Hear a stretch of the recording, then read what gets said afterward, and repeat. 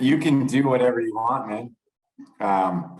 Yeah, like I said to Mark here, there's no topics that are off limits with me, whether we laugh, cry, or whatever. I think being real and authentic is important. Like to say, I think I pride myself on that. So, like my upbringing, come from a family of four. Dad was a police officer for 42 years, Metro Toronto police officer, staff sergeant. My mom worked as a nurse for 42 years as well. So we're like public servants. I got a sister who's an inspector with Peel Police. My other sister's a teacher. I'm a firefighter. My brother's a firefighter. So it's like the IQ scale stopped at some point. So it's gonna stop. Well, and all about serving others, brother. All about serving others. I love it. So, love it. And my story, I mean, I like to think whenever I go to schools or I talk with you guys, hopefully I can reach one or two people that can relate to my story. I'm like the relative age effect kid. I'm a December baby, late maturity, both physically and mentally. And through that, I use my sense of humor to get me through things. Always had a really strong work ethic, but it was a selfish one in the sense that I worked my butt off when I wanted to, and I could outwork anybody, but I did it at a convenience level that was good for me, not when my teammates needed me, my coaches. And so whenever I talk to people, I try to talk to myself like I was that selfish 16-year-old kid with a lot of talent that missed out on opportunities, but was lucky to kind of, at the age of 19, lacrosse was still around, right? And that's obviously going through a lot throughout that time, but that's a little Cole's notes of how I got to where I am today. I'm not like a superstar by any means growing up. I had to work for everything I got, and I think that's what made me. So one, you sound like my son. Both my kids are twins. They're born in December. One of them's in athletics. You sound just like him in that regard, where I think things will come natural, but he needs a kick in the ass. Like you got to push a little bit further. And two, when did you realize that you used your humor and stuff like that? I realize people find different ways to cope. Did you find that out like early enough as a teen? Like you're like, man, I'm not there yet mentally, physically, wherever the case may be. So I got to be the funny guy, or? Yeah, where do I fall in line? I got these guys in the locker room that have hair under their armpits, and they're men at 15, 16 years old. Here I am, and I don't have a hair on my body, right? So how can I deflect and still fit in? Okay, simple. My humor, right? I'll do the crazy things. Everyone will love me for different reasons because I can't wrestle with those guys. They're men. They're going to throw me around, toss me around. And at that age, when people are 11, 12 months older than you in that birth year, it's really tough as a December kid, unless you have God-given like physical ability to match their strength and their mental capability. So I did that through my humor. But then to even go deep rooted than that, like my parents split when I was in grade 6. So I never dealt with that. We never went to family counseling or anything. And back in the olden days, it was just like in Oakville, everyone knew my parents split. And I think I got kind of a free pass too because of it. It was like, oh, he's just going through a phase right now. And I lashed out through my humor and through people that were in a position of authority because of that. So, buddy, this is going to be unreal. I think we're going to have some crying tonight. Oh, yeah. Well, GG, I know more. Like I said to Dan, like the three of us lost our fathers in a similar way. It's just, and in a similar, I know your dad's been passed away for a little while now, GG, but like I'm assuming mine, but Dan just lost his dad this year. So there's a lot of family connections in this room. So it's going to be awesome to chat. So Dan, we're going to introduce, I'm going to cut some of this out and put it back in the show later. Yeah. That's amazing stuff. So, and Dan's listen to this guy. Hold on. Time out. He didn't even talk like this. He's like a nerd now. Like he's gone all coding. I talk to him now and he's like 11000011. Oh yeah. My wife laughs. I'm sure Lisa does the same thing when me and Mark just eyeball each other in the driveway. Like, oh God, here's another half hour of these two guys going. My wife's like, you got a man crush on Mark. I'm like, yeah, right.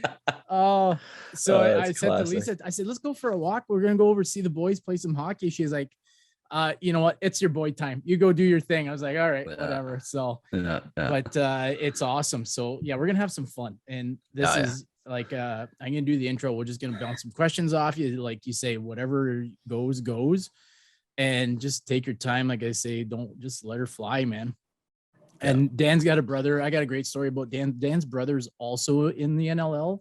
JG, a little bit different style player, I would say, than you, Dan. But I'm gonna tell a story about you told my grade 9 boys not to Google him that day he was coming in to replace you. So I'm gonna have to share that story. So also at the end of the show, Dan. Don't blow this. This is the most important part of the show. Okay. Yeah. At the end, I'm gonna say thanks for listening to Benchmarked. Until next time, and keep crushing it. That's just like I do it again. Keep crushing it. Thanks for listening to Benchmark. You can't make it look that easy. You're making it look easy, Dan. Settle down. It's hard. It's a hard thing. So say that does it for this episode of Benchmark. Thanks for listening. Until next time, keep crushing it. Oh, you gotta put a little bit more enthusiasm. Come on, man. So, man, it's all right. Set the benchmark high. Oh, sorry, boys. They usually call me One Take Dawson around here. All right. And JG, don't worry, I went pee before the show. Yeah. He always makes fun of me, Dan, because I'm old, man. You wait, you're only 40, man. So hey team, welcome to Benchmarked. Coach Messier here, along with Coach LaRock. Here we go. Today we are blessed to have an amazing guest with us. JG, I got to catch my breath before I read out this resume, okay? And I might have to take a pause in between, so just hang on. All right. A pause or a pee? Could be both. Hang on. In his 20-year career, he has been named a 3-time NLL champion, a 7-time NLL All-Pro, NLL MVP, NLL Finals MVP. As of today, he's only 6 games away from becoming first all times in games played. I just watched him play in his 300th career game, which was absolutely unbelievable. What an awesome moment. He is 4th in all-time goals. He is currently sitting in 2nd all-time in assists, 2nd all-time in points. He is an 8-time MSL champion, 2-time WLA champion, 5-time Mann Cup champion, 3-time gold medalist with Team Canada indoor, and 1-time silver medalist with Team Canada field, representing Canada. He has won 2 world indoor box lacrosse championship titles and was a finalist in the 2010 World Field Lacrosse Championships. Not only, big breath there, not only has he accomplished all of that, he's a firefighter, a father of 3 beautiful boys, Theo, Brooks, and Kai, and you cannot forget that he's married to an absolute saint in Elise.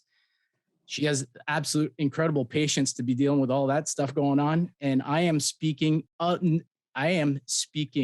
none other than dangerous Dan Dawson. Dan, welcome, and thank you for joining us today. What a treat this is. Thanks for having me. I should get those kids to listen to that roll call there, because they don't listen to anything I say already. So our show's only so long, we're already done just from the intro. So thanks for having us. Keep crushing. Yeah, that's it. See you. That's it. And I got to give you, I love teasing our guests a little bit, but your nickname is Dangerous Dan Dawson, but I see you pull up in your driveway in a Dodge Caravan. So oh boy, I'm giggling to myself when I see that. But man, you know what, Dan, I as soon as we JG and I said we're running this podcast and we want to interview some people of we say influence, leaders, mentors, coaches, parents. You kind of envelop all of that with what you do. And then I said to JG right away, I was like, I got to get Dan on here, because I know you and I have had a lot of great conversations at the bottom of our driveways about coaching and leadership and mental performance. And you, I know, value this. But this is going to be awesome. We're super happy to have you. Congratulations on the 300th game. It was on TSN. What a game. It was an overtime beauty. I know it didn't end the way you wanted it to end, but what an awesome game it was. Yeah, I appreciate it, Mess. And I do truly value and cherish those conversations at the end of the drive, because they're real, right? Like I always love talking to people where they're not trying to get something from you or say the things they challenge you or they give you a new perspective. And those are the people I respect the most. I think through life as an athlete that has had success, a lot of times there's yes people around you. And I think you got to be real careful with that is you could get really, really stuck if you're not putting people around you that are going to challenge you to get better and give you different perspectives, because this world is forever changing and every person I meet can add value to me as a person and make me better. Sounds like a growth mindset, man. That's what we talk about tons, is just trying to grow as a person, not just as an athlete, but as a person. And, you know, not knowing as well as Mess does, obviously, but from we talked a little bit and just the comment right there, I just love the growth mindset you have. And that obviously reflection of you and probably how you are as a firefighter. You're all about the community, a father, a husband, and obviously a great athlete. So this is going to be awesome. No, I appreciate that growth mindset. My kindergarten kids know what that means. Like, isn't that amazing? The teachers are and the tools and resources they have to give our future leaders of the world. Like my kindergarten kid knows what a growth mindset is. That's amazing. Wow. What if amazing opportunity for the future generation. Yeah. They won't grow up with the same, I call it mental blocks or blocks that we put up for ourselves as people. I think that they're going to be learning and developing better skills to cope than we had when we were that age. So that's terrific. That's just awesome. I love seeing those little guys running around. It's just special. So it's so awesome. Love watching it. Love those guys, man. And I love picking your brain. I mean, it was so funny. We had Bill Walton in San Diego when I was playing there. He did this whole little spiel there. He's like, listen, you want to talk to someone that's coming back from where you want to go. So you're a dad of two beautiful girls, both inside and out, and two successful girls. And I love picking your brain on kind of their upbringing, your mentality, right? Obviously, situations are different, but at the same time, like I can draw from everybody. So, yeah. Sorry, repeat that for me again, what he said. I want to soak that in. Say it again. Yeah. So Bill Walton, he's very deep, right? He's like the Grateful Dead. He thinks the music is the gateway to the soul. And he's doing this thing. And I'm like hanging on every word he said because I'm deep like him. And he's like, listen, talk to someone that's coming back from where you want to go. It'll fast forward where you want to go, and he'll give you experiences so you know how to conquer when you're faced with adversity. I was just like, yes, man. I've been playing lacrosse for 18 years. I'm learning something every year. It was one of the most greatest years I ever had was in San Diego. We dealt a lot with the Navy SEALs and their mentality. Oh, yeah. I was always excited when you came back from San Diego and you come back and you always had something great, like a great motivational piece or mental performance piece for us, which was so terrific. Bill Walton had a decent college coach, didn't he? Yeah. Unbelievable, eh? I wonder, like from a leadership perspective, so he comes to you with stuff like that. Can you imagine the knowledge he was getting at UCLA at that time? Right. Like just, and then it went into him and now he's bringing it to others. Like, oh man, I can't even, just when you said that name, boom, first thing I thought about was his collegiate coach. I'm like, wow, just the knowledge that must have just like oozed out of him. The GOAT. And he tells his story of like, I don't want to butcher it, but it's like they were either in a rut or they had a bad game. He's like, everyone's on nerves because they had high expectations. And he's like, first thing we're going to do, we're going to learn to tie our shoes. Yeah. If we can't tie our shoes, how are we going to step properly? Right. Like he was just like, man, everything he said was just like resonating with me. And I'm like, maybe the only guy just wanted him to keep talking for 3 days. Now, Dan, in that case for your teammates back then in San Diego, what was the buy-in for having that opportunity to connect with Bill Walton, Navy SEALs? People were at your disposal to offer that betterment. What was the buy-in? Is it typically pretty good at that level? Yeah, it is. I mean, when you have someone that has a resume that says, hey, listen, our job is to go into a house and clear away, quote unquote, scumbags of the earth. And, you know, we got one job. And the Navy SEALs equate a lot of that to athletics, right? There's a big, when they're done their career, I mean, all athletes, they think we're going to war, right? We have a lot of analogies in that sense. So the biggest one takeaway I got from the Navy SEALs was training your adversity muscle. I mean, when they were getting ready for Bud's camp, he would be like, you know what I would do? I'd go down the ocean at 3 a.m. and I'd just sit in the ocean because I know I'm going to face this a month from now at Bud's, and I don't want to be one of those guys who's ringing the bell, letting everyone know in my class that I'm quitting.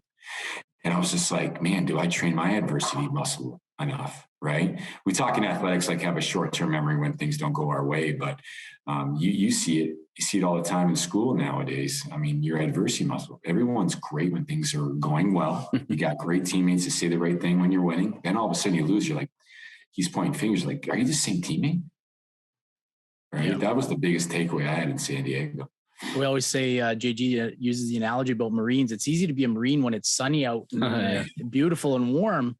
Nobody wants to be a Marine when you're slugging it in the mud and doing the difficult thing. It's like, it can be the same thing for sports, right? When everything's going well, it's smooth, but real leaders and real champions come out when I say the proverbial bullets are flying, mud's being slung and all that stuff. That's when you really want to use those tools. And that's why we say you fall back on your preparation, fall back on your habits. Absolutely. So for our listeners, I want to apologize because I didn't even finish my sentence from earlier. It's for our listeners. Bill Walton's coach was John Wooden, which is probably the best coach in the planet, probably. And I don't think many people would argue that. Just so far, some of our listeners are not familiar. John Wooden, look him up. Best coach of all time, probably. And we talk about this, right? G, oh, like buddy, he's still like that's the thing is everybody is relevant. And I've talked to a lot of people, worked with a lot of people that have referred to him that are kind of our generation. And I just hope that future generations of coaches will still see that his stuff was still relevant. And the other part you talked about the guy going before Bud's going in the ocean.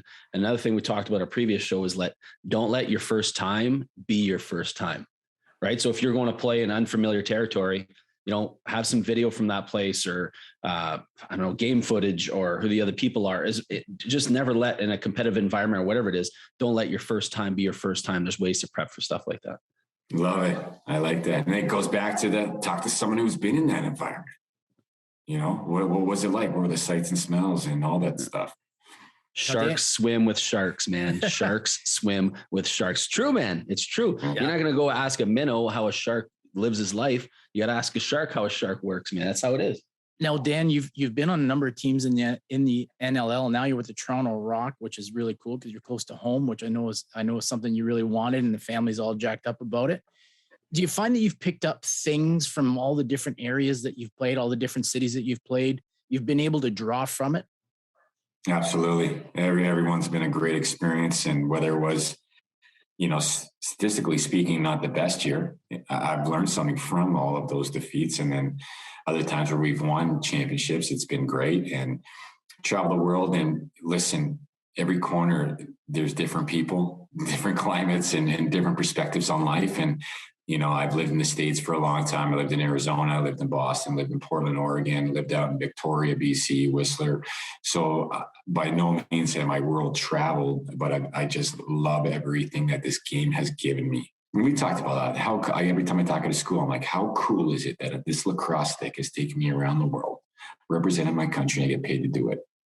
I'm the biggest phony guy in the room, right? Like, I would have paid to do it. I don't think you're phony because I got to tell an amazing story here about Dan coming in to teach my class, right? So I'm prepping them, and Dan does school clinics and stuff like that to grow. Sorry, this was your art class, right? You're talking about my art class, yeah. You haven't seen me draw. Yeah. Okay, we're bringing in Dan Dawson to help us draw.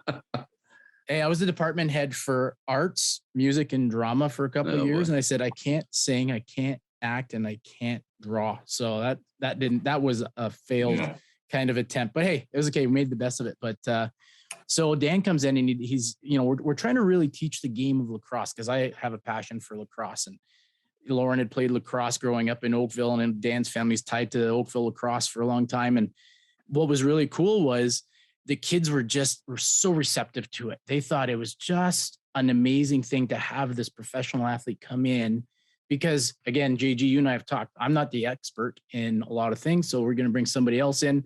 And the kids loved it. And it was about a week-long seminar. And each day they're like, oh, is Mr. Dawson coming back today? I was like, yeah, he's coming back. So it was really, really cool. So, Dan, I love how you're continuing to give back. You're growing the game. I know you're still coaching today. You're coaching little guys. We've talked about it before. You and I've talked about it with JG, how your best coaches should be with your younger ages so that you develop. So I think it's just a fantastic model that you guys are keeping up with the Rock and what you're doing in the community for lacrosse. So it's really, really cool. So I got to ask, coaching, like how does the player Dan, because you're playing a very physical game, a very aggressive game. How does player Dan turn into coach Dan and dad Dan? That's a great question because I was on the COVID list over Christmas. So I missed out on a game versus Buffalo, and I'm watching the game with my wife and I start biting my jaw, clenching my fist. And she's like, what are you doing? I'm just like, the way these guys are carrying themselves, shoving this game down our throats. She's never seen me lacrosse mad before till that game. And it was kind of scary for her to see it because I'm a competitor, right? Like, it's like, Mess, me and you are going in the corner for a ball. I'm pretty sure you elbowed me on your backyard rink last year. Yeah. So, and I have to turn it off when it comes to coaching, especially the grassroots stuff. It's easy. My job is to make kids fall in love with the game. That's when they're going to come back to it, right? Get down to the level, make it fun, but also improve their skills. I feel we lose kids because one, they don't have confidence in what they do. Why do we do things? I'm good at it. That's why I do it. So we want to make kids get better at the sport so they believe they're confident they're going to be a great player. And number two is instill the passion that I have for the sport, hopefully, in them. I mean, it's twofold for me. Dan, how important do you think? I don't know the answer you're going to give me. I hope it's going to be the right one in my eyes. How important do you think it is winning at that age group, that 5, 6, 7-year-old? How important is it to win? Oh, man. I mean, at 5, 6, 7. Yeah. Is it important? Because some people want to brag about the trophies on Monday at work. So you tell me if it's important. Yeah. And that's the thing. Like, are we training kids to win at 5, 6, and 7 and parade around that championship? Or are we train them to win at life and train them to win at becoming a good teammate? Right. And that's what I like. It's funny. I lie in bed and my mind's going crazy all the time. I'm nuts. And I was just like, who's going to remember the midget AA tournament that we won in Stephen Sat for 3 periods? Or who's going to remember 5 kids from that team that were Division I athletes that are great people, that are great contributions to their community, right? And that's a balance. Like, don't get me wrong. I don't want everyone to do the gala day thing and everyone get a trophy, but there's a balance with that.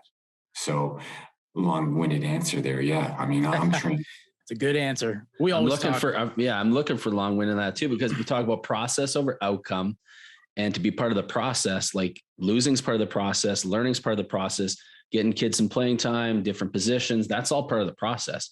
The winning is the byproduct of those types of things at a time and a place. You showed me a video the other day, and it was the introductions. They were introducing the players when you guys are at your indoor facility at the track. And the little guys are running in and they're calling their names and they're throwing their arms up in the air. And I'm pretty sure it was Kai that was just going crazy. They felt like professional athletes. That's fun. That's what they're going to remember. That's amazing. Love that type of stuff.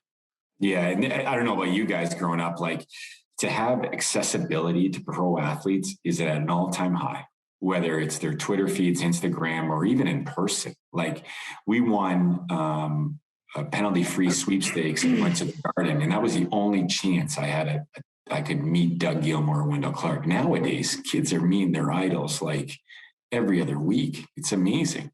That's fun. So speaking of, the people they become, your sister's a public servant, you and your brother are serving at the same fire hall, your other sister's a teacher, like the services in your family. And that's something that is probably beyond lacrosse, one of your greatest contributions, which is so cool. So how do you turn that into teaching your own kids those values at the same time? Yeah, I equate sports as a metaphor for life. You're playing for something greater than yourself. Same in the fire hall. There's 8 other people on my crew. And if I have an off day, it's just not acceptable, right? It's the same in sports, right? Like if I dog it out there, my teammates, they can pick me up only so much. And So the balance I have is I tell people, like, when we're wearing this jersey, that's not the only time you're a professional athlete. And I didn't realize that young in my career. Don't get me wrong, right? Like, there's a process, like, we talked about, like, being a professional both on and off the floor, not only when that jersey's on you. So I think that holds true in the fire service and the police department. And you, as a teacher and department head in Nelson, you live in your community. Like, you can't just be awesome at school and then these kids see you like out on the community just being a douchebag on the weekend. You lose all credibility in what you're trying to inspire them to become. Yeah. Well, it's sometimes it's the you're always on, right? Like for you, yeah, whether you're dad, firefighter Dan, or Toronto Rock Dan, you're on all the time, right? Even husband, all of it, you're on. You don't take time off. But I think that's also what makes you unique and is also giving you that longevity in the league, which is pretty cool because it's the mentality. You're living it. It's your day. It's your grind, right? And I don't want it to stop either. Like, that's the greatest part about being an athlete is, like, we know we have a shelf life, but I tell the young guys, I'm like, where can you go eat with 23 of your best buddies? Where do you have keys to a $10 million facility and travel and go to San Diego on the weekend? Like, all you guys got to do, man, is watch game film, eat right, train right, and be a good person and enjoy this ride. As soon as you start taking things for granted and not doing those things that make you a good professional, this game gets taken from you real quick. Dan, you've according to the resume that took 45 minutes to read, you've played on a multitude of teams like Mess talked about before.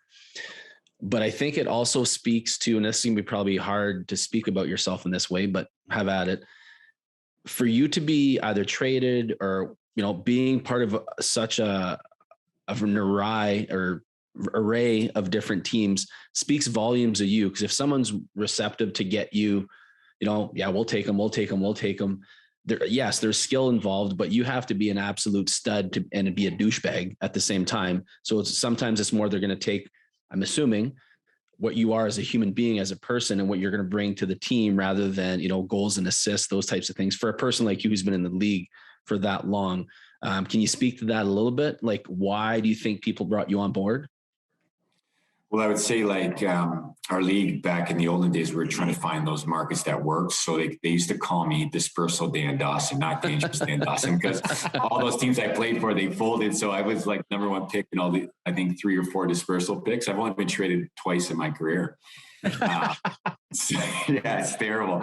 So to speak to that, like, and lacrosse is a very small community, incestuous in the sense that everyone knows. So I know Mark, like, yeah, he seems like a good teammate in the room, but I know he played in Chicago last year. Like, I know why he's with us this year.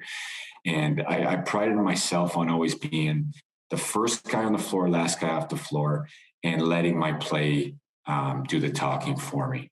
Those were the 3 things I wanted to let kind of define who I was. And I think that as you get older, you redefine your role in your career and blah, blah, blah. But my work ethic has never changed. And that's been the greatest attribute. And the success I've had is definitely, that's the main one. And there's also, like, the hardest thing is that hard work doesn't always guarantee success right away. Mm-hmm. And that is the hardest thing. And that goes back to adversity. So yeah, I get it. You are the hardest working guy on the team. You're just not there yet. You're not there yet. You're not game ready. Just stay with it though. And then I see a lot of kids and even pros that just, screw it. I tried it. I worked my bag off for a year and now I'm out. It's like, man, you don't understand. Expansion's coming in. You're getting older. You're getting wiser. You're understanding the game better. But people just don't have that adversity muscle. Stay with it. Have you found the younger players, you've been around for 18 years, like 300 games, like, do the young players, do they respect that and ask you for advice? Do they lean on you a little bit I know there's always people coming in your home and you're always helping out younger players to try to get to where they want to go. But do you find that people are taking advantage of that, the knowledge that you have? Sometimes I got to watch my delivery. I like to think that, and I do. I'm not going to say like the Mamba mentality. That's not me, but I love the Mamba mentality without the delivery from him. Like Kobe was like untouchable, right? Like his work ethic, his game sense, but he wasn't always the best teammate. He was a winner. His delivery was off, and that's just not me, but I do like the Mamba mentality. So I got to be careful that me just going to the gym sometimes isn't good enough. Some teams say, I had a coach that was one of the greatest compliments I ever received. Is like he talking to young guys, you know what? Go watch what Dan Dawson does and follow him around. You'll be in this league for 15 years. And he says, Danny, let him be in your back pocket. And I was just like, oh my gosh, that's so cool. Thanks, Paulie Day. And I'll never forget that.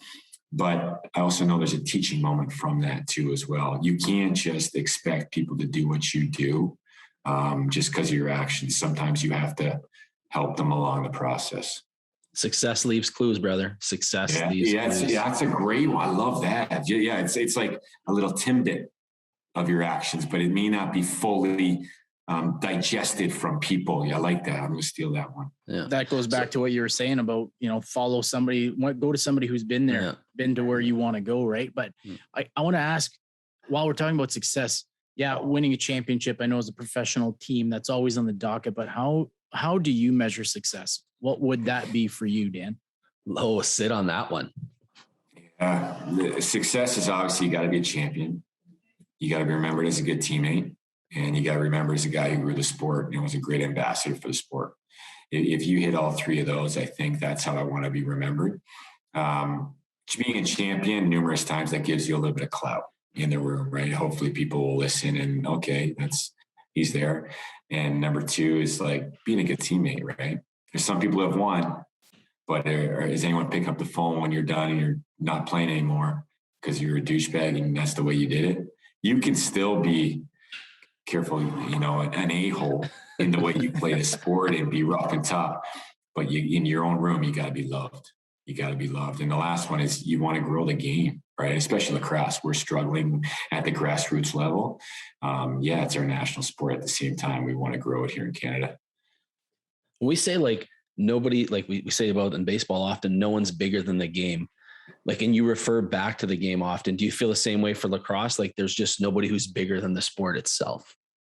Yeah, it's easy for us, I think, to be honest, because we're humbled by the amount of money that we get from it, right? Let's be honest. We all have day jobs. So I think it's very easily to be humbled when you're waking up at 5:30 Monday morning, coming back from San Diego, right? Mm-hmm. So would I be the same person if I was making $10 million a year doing this? I would like to say yes, but we don't have the answer to that. It's interesting because at your 300th game, we were watching it here on TV. TSN did a fantastic bit. You were in it. Then they're talking about, the day jobs, firefighters, math teachers, you name it. A lot of these people were doing things and it wasn't just lacrosse, which I thought was relatable. I'm like, this is a guy, like I see you take your garbage out on Thursday mornings. Like this is a normal human being, which I find in a way I appreciate because it's relatable and it's normal to me. It's pretty cool. The $10 million a year, I don't think you and I would have the same relationship. Yeah, it's funny you say that. I don't think you wouldn't have the access to me as much as we would, right? That's just the God's honest truth. I'd be busier. There'd be more games, and I'd have my people around me. That would, the entourage. I don't know if they allow me on this podcast, boys. You wouldn't even return the text. That's amazing. No, it's really cool to watch. And you have always said to me, and I'm not going to say it because I want you to say it, but we talk about your kids. You ask me questions about my kids. And one of the things is I say, like, I'm happy because they're good people. What is it that you want out of your three boys when it comes to, you say, them going to play sports or doing whatever activity they do? You have a 3-rule thing. Wow. One, I want them to work hard. That's a non-negotiable. It's an absolute non-negotiable in every aspect of your life. You work hard. That's what we do here in our household. Number 2, you listen. You listen before you talk, right? I'm still listening at 20 years in the league. I'm learning from a 21-year-old kid. I'm learning every single night. And the third one, the most important one, is have fun, right? And then as you get older, those are going to spider into like, you got to compete, right? But I mean, Theo and Kai, Theo's starting to understand what compete means when there's a loose ball in the corner, but then they branch off. But those are the three main ones we have in the car. And usually there's a donut followed by that. If they answer yes to everyone. So it's a quick yes no matter what. Even if they were sitting in the car the whole time. I love it. Dan, I want to see things. Okay. So you say work hard. Like, I tell people say the same thing. You got to work hard. I'm like, well, my dishwasher works hard. My washer works hard. What does work hard look like? If you had to describe it, and if I have to have a visual of it for your career as of right now, or somebody who's coming up, what does hard work look like? Hard work is preparation. I mean, hard work is that selfish Dan Dawson, 16-year-old kid that ran on a breakaway and scored a goal, but didn't run back on defense and cost his team 3 goals. Now I'm -2, right? Hard work is a light switch that never goes off in every aspect of you as an athlete and as a person, right? Every weekend when I go away, I want to make sure the house is completely clean and that my wife is set up for success, right? Because I know I'm leaving her for 3 days. So that's hard work to me, is like the championship mindset. I tell the young guys, it's like, it's a choice. It's a choice. You either flick it on or it's off. It cannot be come and go country club, because you may get a little taste of it, but it will not keep reoccurring unless you live your life that way. Wow.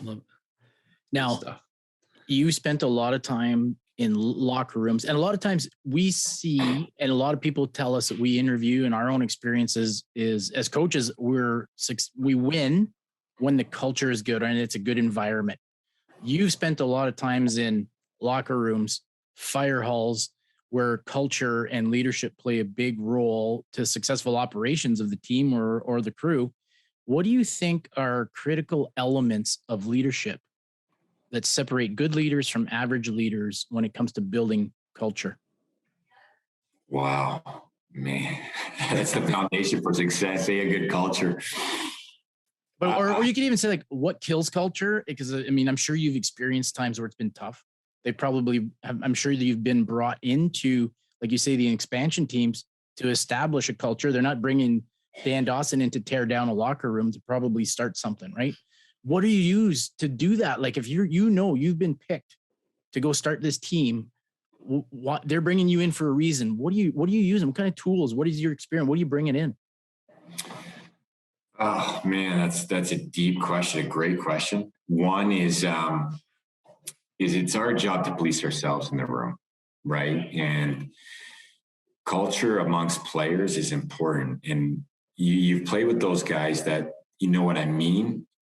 They know what I mean. Like, hey, the coaches know what he's doing. You know what I mean? And they invite you in for the shit talk. It's like players and culture have to police itself through action. And that way, everybody knows what the standard is. And that comes from your captains. So what does that mean? Your captain can't be having a beer gut, slamming 3 pints after the game and saying, hey guys, we got to get in the gym. You know, that's why we lost that game, right? It's done through action, right? And there's so many amazing measurements now with catapult systems of, you know, that tracking how much mileage you run in a game or how many hits you take. To our coach now tracks our video sessions. He gives us the link, how many guys have logged in, how long did they spend on it. And it's getting to a point in Rochester. I never won till I was, do the math here, year 10 or 11 in the league. Went to 3 finals, lost all 3 times. Went to a team that said no drinking. No drink, unheard of in the NL. Unheard of. Are you kidding me? It's a blue collar league. That's what we do. We work hard Monday to Friday. We go play a game and we get drunk. That's what you do. And Kurt Stiers, God, man, what a great man to come into my life. He says, we don't drink on our team. We're going to have a nice meal after the game, because longevity through that. And that was the culture that needed to change to become a championship. Let's just say we won 3 championships. Wow. I think it comes from the top, right? Well, I'm jumping. So I remember reading Wayne Gretzky's book, and when he found out what it took to win. I remember reading the book, and the story is basically that they lost against the Islanders in the finals. He was going through the locker rooms, going through the Islanders locker room that way. And he said, I was going in expecting champagne everywhere and everyone celebrating like crazy. And he said, when I walked through there, I didn't hear a word. I saw guys with ice packs on their shoulders, their knees, they're hunched over in their lockers like they're gassed. And he's like, that's when I found out what it would take to win. So you're saying, you guys went to the finals 3 different times. Like, was there a light for you as a player, as an organization, as something like that you saw, like, man, what do we need to do to get over the hump? Yeah, and it's tough in lacrosse because you play at the national level.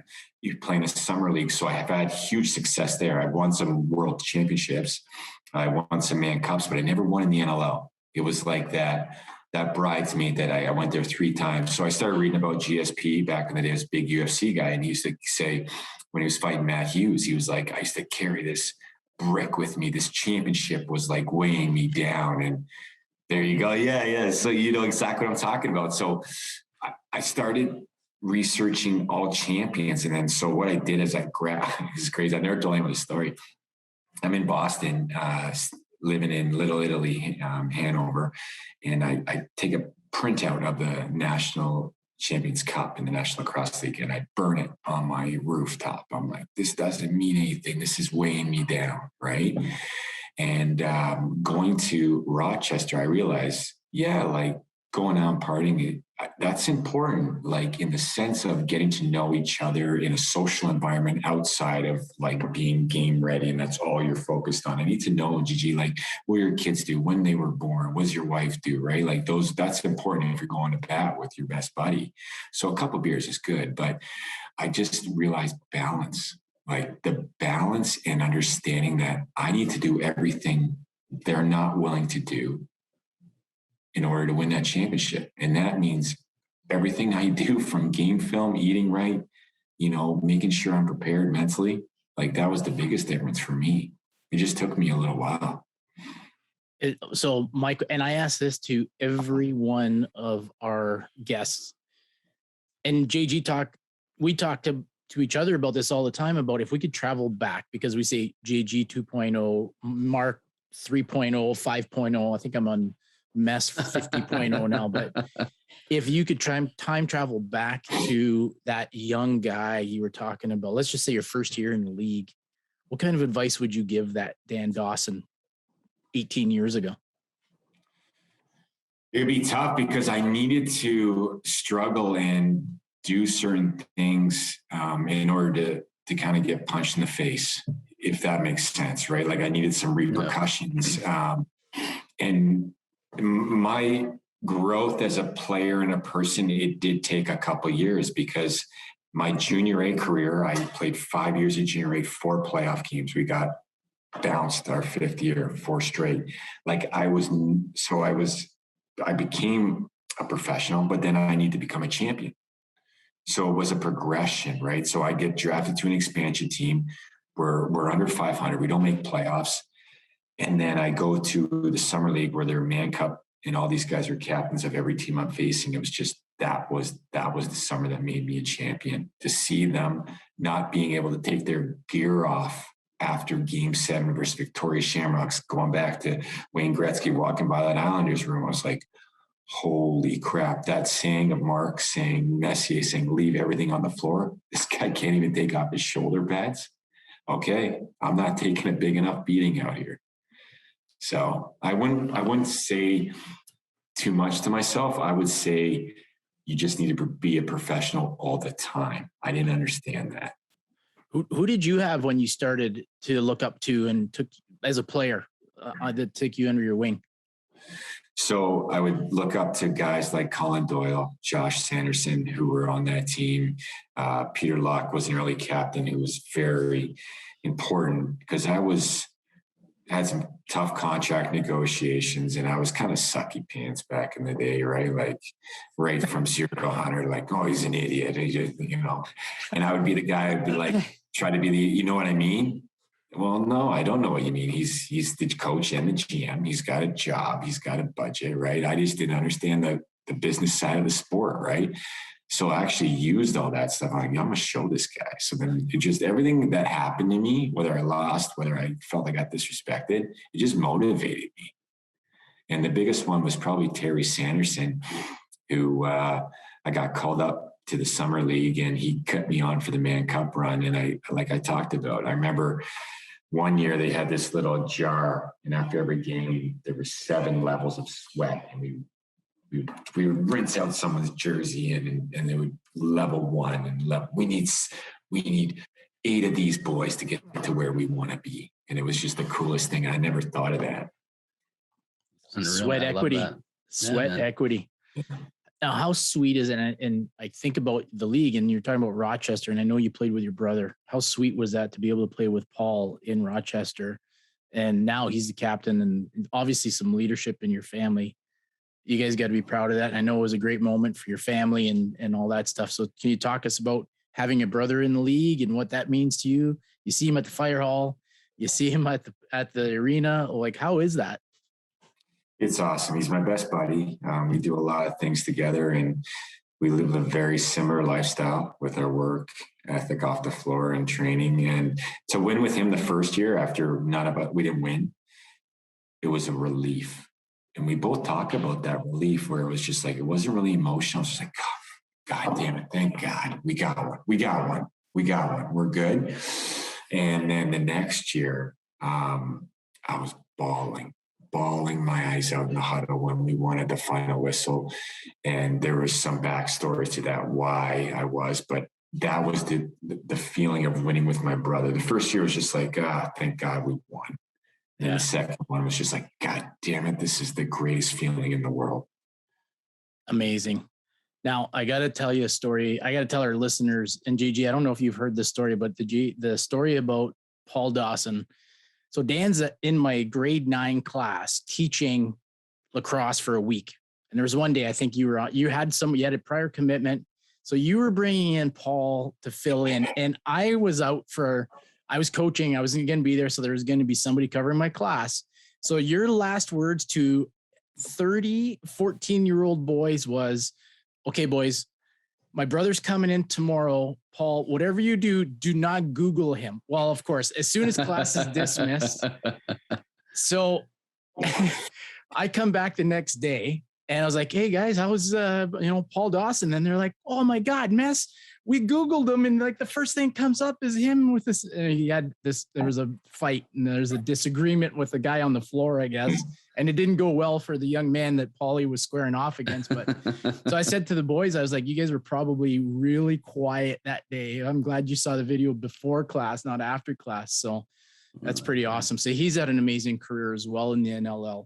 It's awesome. Yeah, he's one of those guys who makes you play 4 inches bigger than you have and 20 pounds on you because he's got your back. He's the police officer out there for the team, and he's ultimate. Like, talk about someone who goes to war for people. Like, he's dropping his gloves and putting his head on the line for guys, and he's addressing every single dirty hit we take. And the backstory to that fight is pretty funny, actually. I'll tell it.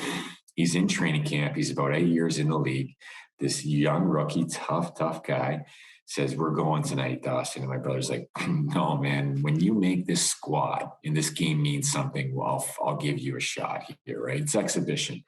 So he starts running up the floor. The guy jumps on in front of their bench. So their whole bench is saying, Dawson, you bleep, bleep, bleep, bleep, bleep, bleep, bleep, right?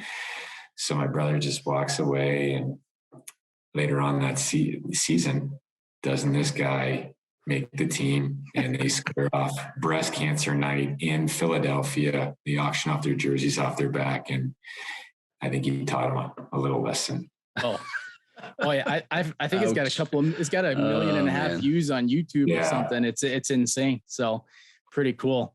That's amazing. Now, let's go back to this, man. You just played your 300th game. Like, you're 6 away from being number 1 all time. You're going to be known as one of the greatest to ever play the game. Statistically wise, you've had success. It's amazing. Everywhere you've gone, every level you've played. How do you, first of all, you're in great shape. How do you stay motivated to continue to bring it every single night?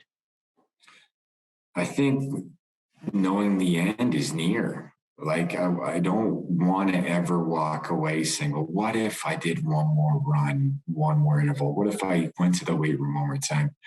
That motivates me. And it obviously, one is winning and letting. Our league is so great. There's so much self accountability with the lifestyle of guys working, and we have to train on our own a lot. And there's a new one, is my boys. Like, I want them to have fond memories of coming to the ring, seeing their dad play, being at shoot around, interacting with Chalm Rogers, Robbie Hellier, the best players in the world, and them having a relationship and wrestling with them. Like, are you kidding me? So, like, it brings a tear to my eye. I don't tell my teammates enough, but like, I want to say to them, like, guys, you understand this? Like, my boys get to hang out with the best lacrosse players in the world and play catch with them. I'm gonna play as long as I can. Wheel me on the floor, just so I can be part of it too. Oh, that's amazing. Now, do you see yourself? I know you're going to be involved in coaching well beyond your playing days. Do you see yourself in management at all in the NLL? I don't. I'm trying to create a niche for myself in player development. The problem is, do we have the financial to get that done? I don't know. I can't answer that, because really it's like, we go on the weekend. Let's just take you through San Diego. We fly out Friday. We get Friday night. We do our game film, team systems. Saturdays, our walkthrough, power play, short man, play the game, fly out, team. How many times can I grab you, Mess, and be like, Mess, this is where you need to be on the floor. This is the rep count I want to do. I want to take you for half hour. This is the shot that you're getting 50% of the time in the game. This is what is working for you. We don't have that ability to do that because we're so compressed with our time together. So I want to be that guy that, I don't want to say I'm a skills coach, but I feel like I'd be a mentor to make. I've seen so many good players not become great in our league just because they've never had the proper teachings. So that's my role. If you're, I'm just going to jump in there. If your league, and I'm speaking to your league now, is basically, if the league wants to see growth and wants to see this long term, they're going to have to invest in this, because that's where the game is, man. It's not grassroots because it's not the younger kids, but it's still grassroots within your game, within itself. You're exactly right. And I've seen, I know you're doing it because on a smaller scale right now, because I've seen you bring in some collegiate players, some high school players. They come in to you, and then you're guiding them along the way. So do you see that as part of a start to that, is getting them while they're young? Yeah, the way I like to think about it is giving every kid an opportunity that I never had. And I always wish, going back to your question of like, what would you tell yourself? I just wish there was someone that could just fast forward my growth and be like, Dan, just try and do this better, And I never had that. It was just like, a lot of it is on your own shoulders, where I think if I could come in there, work with young kids at the collegiate level first, and then start to turn it into professionals after that. Gee, what do you say about experience? It's not something that you can buy or whatever. You have to live it, and then it becomes an experience, right? So that's the shitty part about experience. It's like you can't have it first. You need to live stuff, and then you get the experience. It's kind of ass backwards in that, but that's how we get better. And thank God, to be honest with you. And you caught me off guard. I don't know about Mass, but you caught me off guard a little bit with the answer when you said what you'd say to younger self, because I love it, because you're saying, like, I had to go through the trenches. I had to fail. I had to get punched in the face to learn those things. And if I would have probably gave myself a little bit pep talk before, I wouldn't have got punched in the face, and maybe I wouldn't be the person I am today, man. So I love the way you think about that stuff, man, for experience. And you got to go through it. You got to go through the mud to get success. Agree. Dan, hang on, we're slowing down here. You good? Are you still good for time? Uh-oh, he's frozen. I don't know if it's my internet or his. Could be the street. Oh, what's up with you guys? There, pay your bills. Sorry. We're back. Okay, we're back. You know what it was? It's like, I love. I'm gonna leave that in. You got to ask for a raise so you get better Wi-Fi. Jeez. I know. I can't afford the Wi-Fi in Belvinia. Who's taking the hit on that? Is that 289 or you? Yeah. Yeah. So, what was I going to say? Oh yeah. So one of the things that I really love, and JG and I, we're big into family. Our families are important to us. I look across the street and I see kids pouring out of cars, grandma, aunts and uncles, your brother-in-law knows involved in lacrosse. Like everybody's athletic. I love seeing that family atmosphere over there. It's amazing. How important is family in the whole big picture, not just about Dan, the family man, but the pros. You got 2 professional athletes in the family. How important is family to you guys, and how do you balance it all? I think something you try to balance in your entire life. And I think sometimes you do a good job at it. Sometimes you struggle with it, but my family is everything to me. Not only like my wife and my 3 boys, but obviously my sisters and my brother and my mom. And then losing my dad, my dad moved in with us, and that was as crazy as this to sound, what an amazing experience, right? Like my dad passed away in our home. My dad had real issues of thinking he would go to a home, and his one dying wish years ago said, "You never put me in a home." So I look him in the eyes, I'm like, "You kidding me? Everything you've given us, you tell me something, Dad, I'm gonna see it through. All right, it doesn't matter. We're gonna make it work." And it all stems from the top, mom and dad, what they've instilled in us. And without a strong foundation at home, man, we wouldn't be who we are. They've given us every opportunity to be successful. Yeah, we took in my mother-in-law. We took her in for about 1.5 years. And I don't know how I'm going to put this on you here, but my wife, towards the end, at certain times, she felt like she was becoming impatient, with her mom. And she's like, "Man, maybe we shouldn't have took her, because, I wouldn't be like this if she was with us all the time." Did you live some of that stuff? Which I tell my wife all the time, man, like that's just part of the process of being so close. And that's a real relationship, in my opinion, right? It's not all rosy and stuff. You're going to be in the trenches, but did you go through some of that stuff as a family? Because it's not easy taking somebody in. No, it was easy because it was fast forward. Dad was on a straight downward decline. So the caregiver fatigue never really set in for us, because he was not mobile anymore. He was bedridden. And my stepmother took care of him for a little bit prior to that. And so it was just such a steep decline. We didn't have that 1.5 years. So it was just more of enjoying the time of the ticking clock before, he was taken from us. Yeah. Wicked.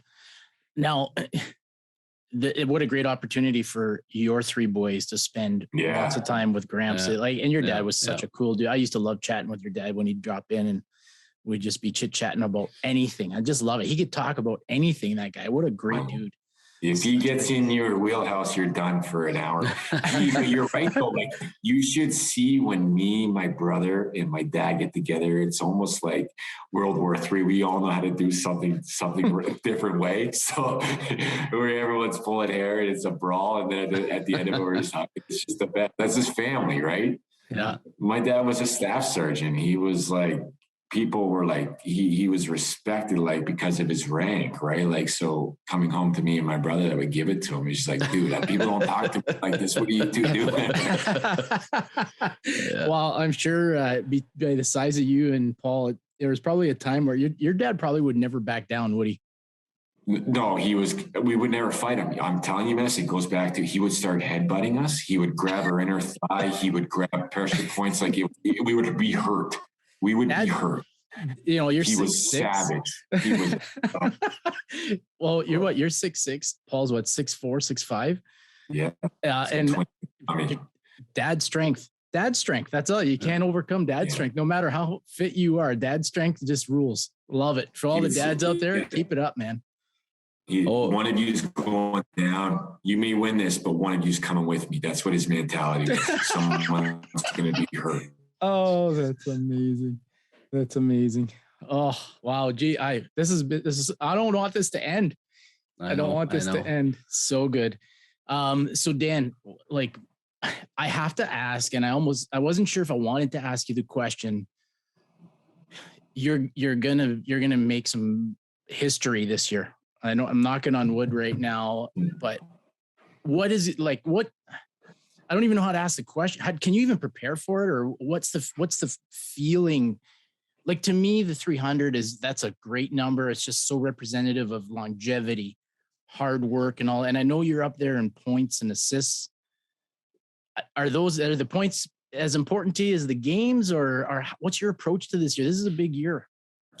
Yeah, honestly, man, it's getting to the point where I'm not gonna lie, I've done a lot of interviews and a lot of people are talking about it. So I'm almost getting to a point like that first championship. I'm just like, okay, let's just get this freaking done and over with. And then whether I play, so I become the all-time games record guy or whatever it is, it doesn't matter how many I play after that. I already got the record. So I'm just like, yeah, let's just break it. And then I don't have to talk about it. Then we can go back to the team, because I'm going to be completely honest. Like, my role has changed throughout my career. I've had the keys to the franchise. The spotlight's been on me. I could do whatever I wanted to do. So I love the limelight. I just never really enjoy the spotlight. Like, I love the fruits of the labor that comes from the sport and success and being good at something. Absolutely. Are you kidding me? Everyone does. I don't need to be in the spotlight anymore. I don't, right? I like to do my thing. Dude, I wear the same snow pants and jacket for 3 months straight. I work on my game, right? Like, I don't take myself very seriously. I take my training very seriously. When I play the game I do, I understand. Don't ever sleep on me. But I just want to kind of be a valuable asset to the team that's still contributing at 40. And I don't want people to say, oh, okay, let's just put him in the lineup to get him through these 6 games either, right? Because that's not fair. It's not fair to anybody. Yeah, you're still getting the ball, and I could see that's you're still offensively dangerous. You're dangerous, Dan Dawson, man. There's a reason why you're there. So, looking forward to seeing you succeed in this. It's really awesome. Really happy for you. So cool. Dan, we talked about this. Sorry, go ahead. My bad. No, go. So we talked about this off air.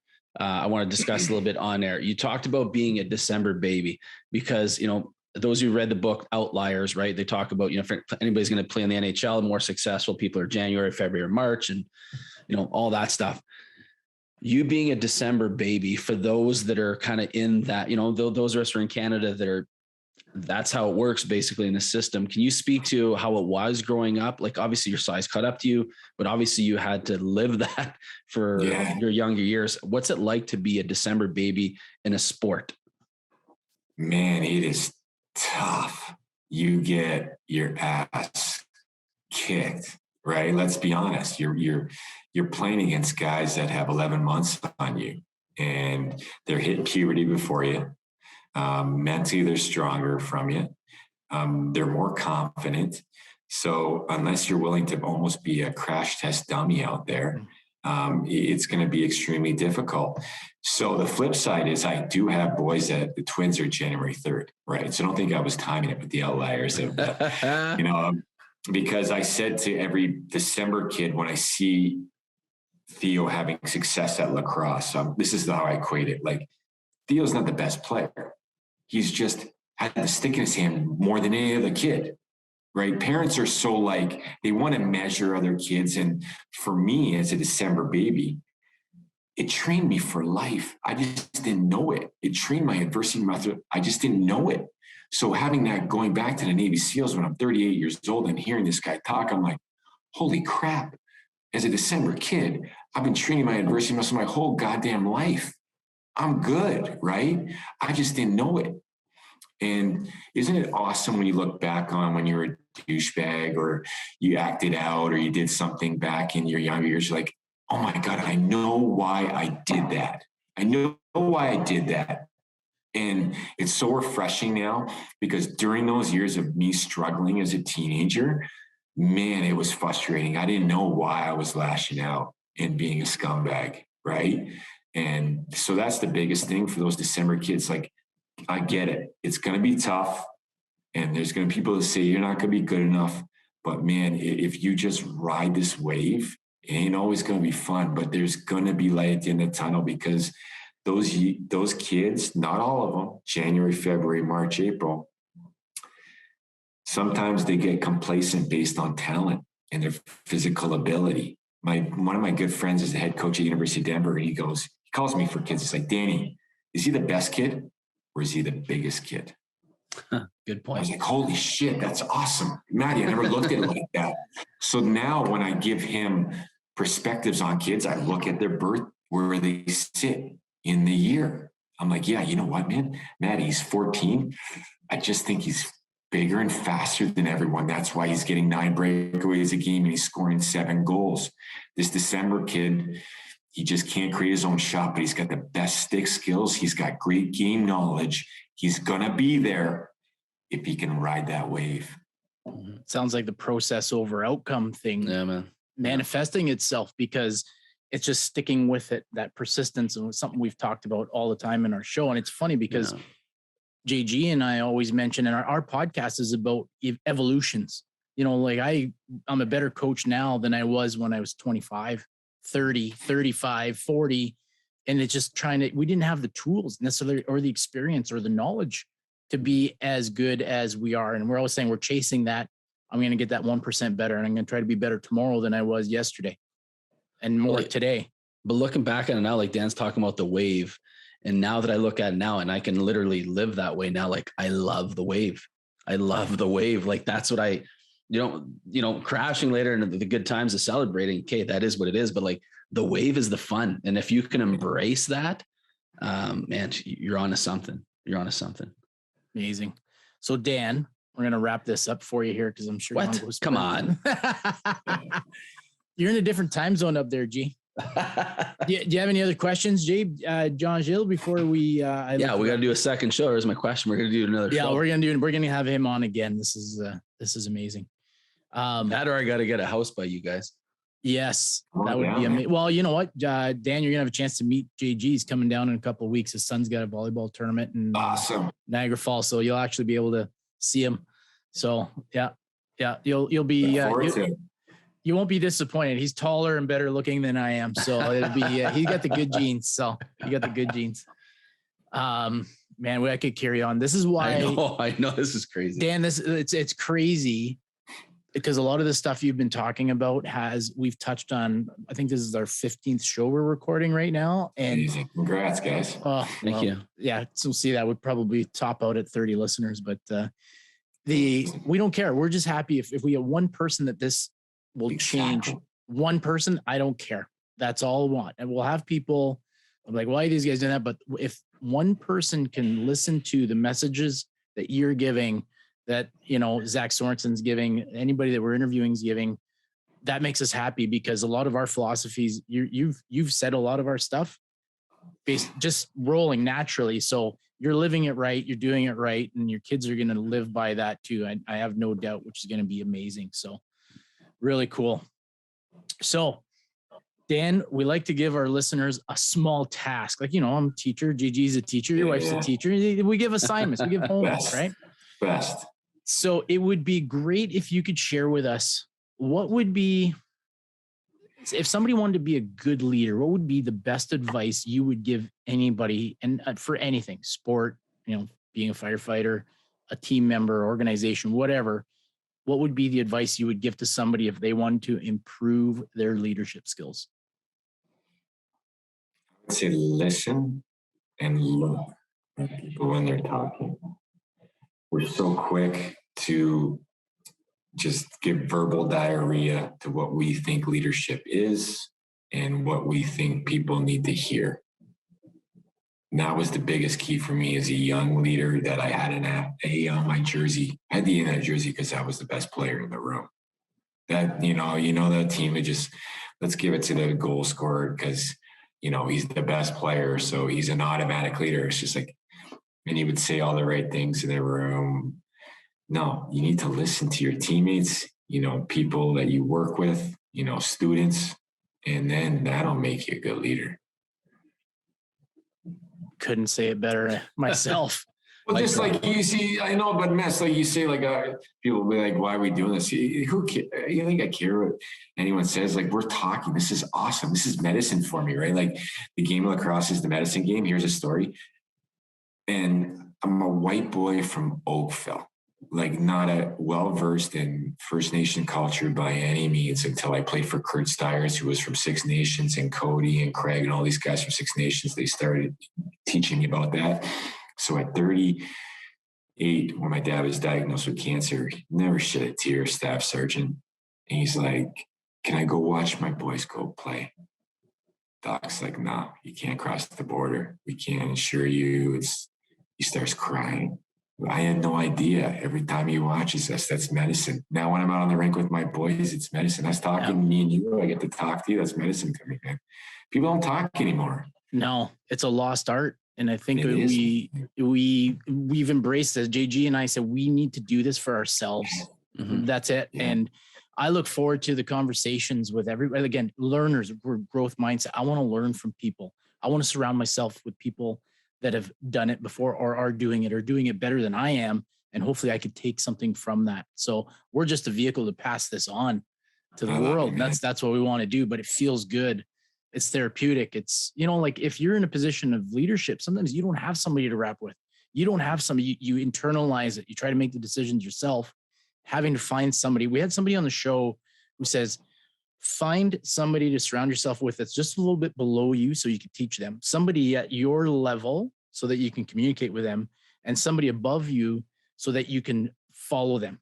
So you're kind of hitting all the levels, right? Which was really cool advice. So that's what we're doing. We're passing on as much stuff as we can and our passion for it. And we just want people to get better. And again, I'm living vicariously through your boys. That's why I love going to watch them play sports, because it's awesome. I miss going to watch it. Just that grassroots stuff. Like I said in a previous show, how I learned when I went and watched Theo play and they gave the Viking helmet to the kid in the lobby. Yeah, that was cool. So cool. Your mom was there, like grandparents are there.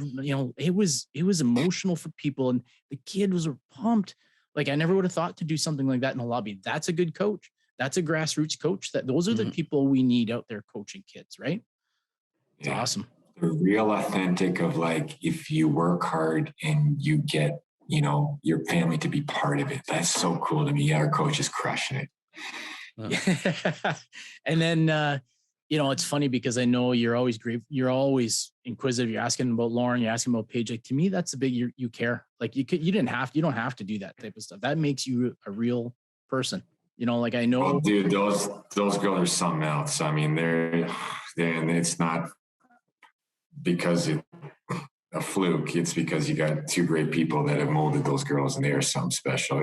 If I trust those two girls with my boys, that's the ultimate. Like I gotta come clean.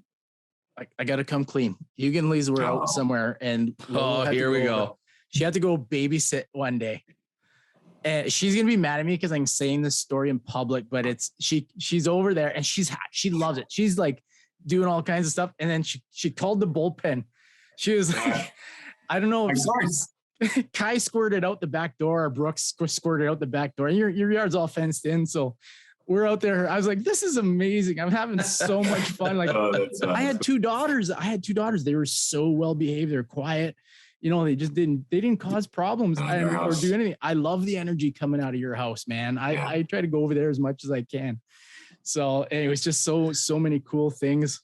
I love it. Ness tells me it looks like a clown car, just people firing out of the vehicle. It never stops. It's something else over here.